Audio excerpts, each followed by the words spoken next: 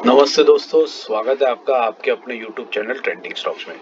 आज 18 अप्रैल थर्सडे का दिन। आज के दिन के लिए हमने जो इंट्राडे के लिए ट्रेड्स को आइडेंटिफाई किया था, चलिए एक एक करके इन सारे स्टॉक्स को स्टडी करते हैं कि आज इसके अंदर में किस तरीके से मूवमेंट हुआ, ताकि आपका जो लर्निंग का जर्नी है स्टॉक मार्केट में वो अच्छे से इम्प्रूव हो सके।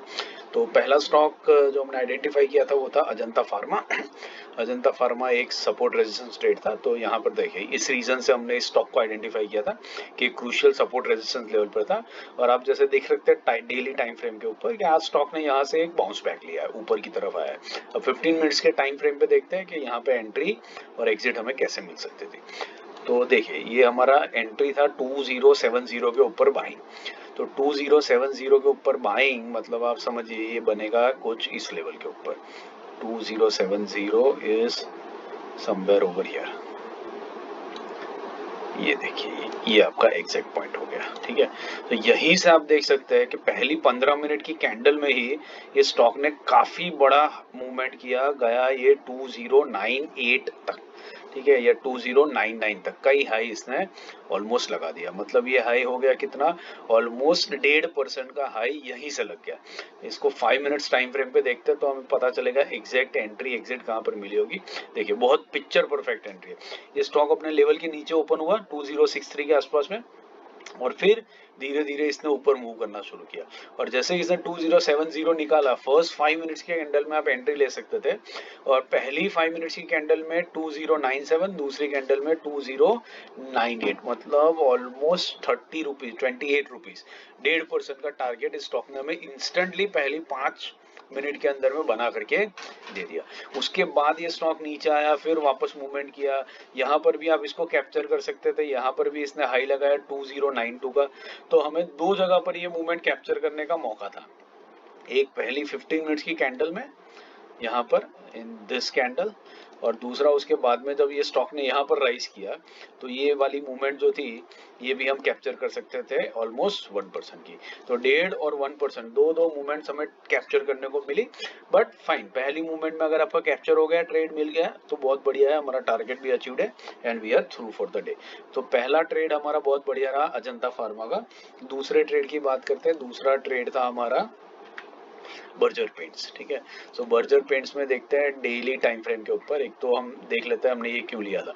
तो देखिए ये क्रूशियल सपोर्ट रेजिस्टेंस लेवल पे था, और यहाँ पर ब्रेकडाउन या ब्रेकआउट देने की आशंका थी, और यहाँ पर देखिए ब्यूटीफुली स्टॉक ने ब्रेकडाउन दिया है। अब देखते हैं 15 मिनट्स के टाइम फ्रेम के ऊपर। देखिए ये स्टॉक ओपन उसी लेवल के आसपास में हुआ, यहीं कहीं पर हाई बनाया इसने, ठीक है, 534 जैसा। और फिर वहां से स्टॉक ने नीचे मूव करना शुरू किया। नीचे मूव करके एक बहुत बढ़िया सा रीटेस्ट किया स्टॉक ने इसी लेवल का, और फिर वहां से नीचे की जर्नी शुरू कर दी। इन एनी केस हमारा एंट्री सेलिंग साइड पे था 530 के ऊपर। तो 530 के ऊपर अगर आपने इस स्टॉक में एंट्री करी होती कहीं पर भी, 530 आपका बनता है कुछ इस लेवल के ऊपर। तो इस लेवल के ऊपर आपने कहीं पर भी एंट्री करी होती तो यहीं पर एंट्री हो सकती थी आपकी। 525 का ऑलमोस्ट लो बनाया है यहाँ पर, तो ऑलमोस्ट 1% जैसा गया। यहाँ पर एंट्री ना लेकर के आपने वेट किया होता रीटेस्ट के बाद में तो भी ठीक है। रीटेस्ट तक आपने वेट किया तो भी आपका स्टॉप लॉस हिट नहीं होने वाला था, क्योंकि ये इसी लेवल के नीचे रहा। और उसके बाद ये स्टॉक ने लो लगा दिया 514 का, 14 तक का लो हमें ये सेकेंड लास्ट कैंडल के अंदर में कैप्चर करने को मिल सकता था। तो 530 से 514 मतलब 15 रुपए से ज्यादा, मतलब ऑलमोस्ट 3% का मूवमेंट हमें यहाँ से यहाँ तक कैप्चर करने को इस स्टॉक के अंदर में मिल गया। तो बर्जर पेंट्स एक बहुत बढ़िया ट्रेड रहा होगा, जहां पर हमें एक पिक्चर परफेक्ट एंट्री मिली, और पिक्चर परफेक्ट 3% का टारगेट स्टॉक ने हमें एक ही दिन में बना करके दे दिया। अगर ये पूरा 3% भी आप कैप्चर ना करो, 1% भी कैप्चर कर लो, तो भी that is more than enough. उससे ज्यादा हमें और कुछ चाहिए भी नहीं होता है। तो बर्जर पेन भी एक बहुत बढ़िया ट्रेड रहा है एजुकेशनल पर्पज से। ईपीएल नेक्स्ट स्टॉक था। तो ईपीएल में देखते हैं डेली टाइम फ्रेम के ऊपर, क्विकली रिवाइज कर लेते हैं कि हमने ये स्टॉक क्यों आइडेंटिफाई किया था। तो देखिए ये भी एक सपोर्ट रेजिस्टेंस लेवल था, और यहाँ से भी इस स्टॉक ने एक ब्रेकडाउन दिया है। हालांकि मूवमेंट दोनों तरफ की है। तो 5 मिनट्स के टाइम फ्रेम पे देखते हैं हमें एंट्री एग्जिट कहाँ पर मिली। तो देखिए यहाँ पर क्या हुआ, मैं इसको 5 मिनट्स के टाइम फ्रेम पे लगाता हूँ तो और बेटर हमें समझ में आएगा। देखिए ये स्टॉक ओपन हुआ 1819 181.9 के ऊपर। सो यहाँ पर देखिए ये हमारे एंट्री पॉइंट ऑफ व्यू से कोई लॉजिक इसमें बनता नहीं है, क्योंकि 180.20 के ऊपर काफी ऑलमोस्ट 1 रुपये जितना अप खोला, तो ये एक तरीके से गैप अप हो गया। यहाँ पर आप देखेंगे ये ग्रीन कैंडल यहाँ पर क्लोज हुई और सीधा ओपन यहाँ पर हुआ, तो एक गैप अप हो गया। तो ये गैप अप को हम कुछ भी कर नहीं सकते थे and gap up is to be ignore. हाँ, नीचे की साइड पर जब स्टॉक आया तब हम एंट्री ले सकते थे सेलिंग साइड के ऊपर, जो था 179.50 के नीचे। तो 179.50 के नीचे मतलब ये लेवल आपका यहाँ पर है। तो यहाँ से अगर आपने एंट्री ली होती तो यहाँ से इस स्टॉक ने उसी कैंडल में लो लगा दिया 177.60 का, मतलब 2 रुपए का इसने मूवमेंट उसी में दे दिया। हमारा आराम से 1% का टारगेट पहली 5 मिनट की कैंडल में या दूसरी या तीसरी, मतलब टोटल 15 मिनट की कैंडल में हमारा यहाँ पर 1% का मूवमेंट पूरा का पूरा बहुत बढ़िया से कैप्चर हो गया। उसके बाद ये स्टॉक ने काफी ऊपर नीचे मूवमेंट करी, यहाँ पर भी ब्रेकडाउन दिया, लेवल टेस्ट करके यहाँ पर भी हमें बहुत बढ़िया एंट्री मिली होगी। बट एनीवेज हमारा 1% का टारगेट दिन के शुरुआत में ही यहाँ पर कवर हो गया। तो ईपीएल भी एक बहुत बढ़िया ट्रेड रहा आज के दिन में। नेक्स्ट स्टॉक जो हमने आइडेंटिफाई किया था वो था ग्लेनमार्क फार्मा। तो ग्लेनमार्क फार्मा में देखते हैं क्या हुआ। तो ग्लेनमार्क फार्मा का डेली टाइम फ्रेम पहले देख लेते हैं। हमने इसको इसलिए लिया था कि ये एक बहुत क्रूशियल लेवल के ऊपर ब्रेकआउट देने की तैयारी कर रहा था, और उसी के साथ हमने ये भी डिस्कस किया था, अगर आपको याद हो तो ये जो 6 दिनों की कैंडल थी वो खुद एक 30 रुपीज की रेंज में मूव कर रही थी, 1030 से लेकर के 1060 के बीच में। तो सिर्फ इसी मूवमेंट इसी रेंज के अंदर भी हम कैप्चर कर रहे तो भी हमें बहुत बढ़िया टारगेट मिल सकता था।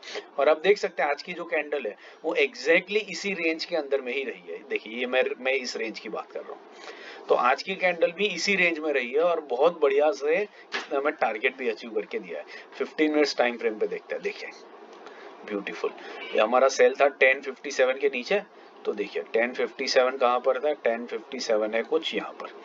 तो यहाँ पर आपकी एंट्री हुई होती और 1057 से 3 कैंडल के अंदर में ये 1043 तक चला गया, मतलब हमारा 1% टारगेट तो खड़े खड़े 15 मिनट में ही अटेन हो गया। उसके बाद देखिए ये स्टॉक ब्यूटीफुली ऊपर आता है, रीटेस्ट करता है, फिर नीचे आता है, फिर रीटेस्ट करता है और उसके बाद में एक फाइनल ब्रेकडाउन देता है। और ये ब्रेकडाउन अगर आपने कैप्चर किया होता ये पूरा, तो ये आपकी मूवमेंट हो जाती ऑलमोस्ट 1034 तक की, मतलब 2.5% का टारगेट आप सीधा सीधा यहाँ पर अटेन कर सकते थे। देखिए ये रेंज के बीच में पूरा ही स्टॉक ने मूव किया है। ये लास्ट में देखिए यहाँ से बिल्कुल नीचे तक आ गया, जैसे ये हर रोज आता है, ठीक है।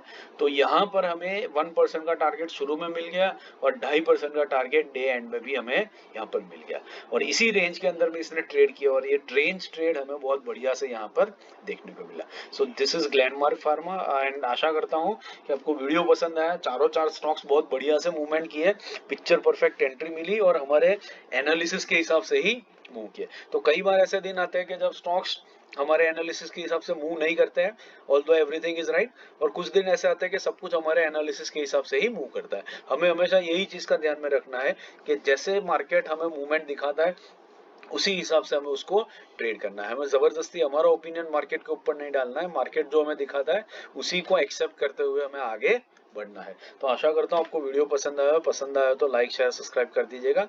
Thank you and have a great day.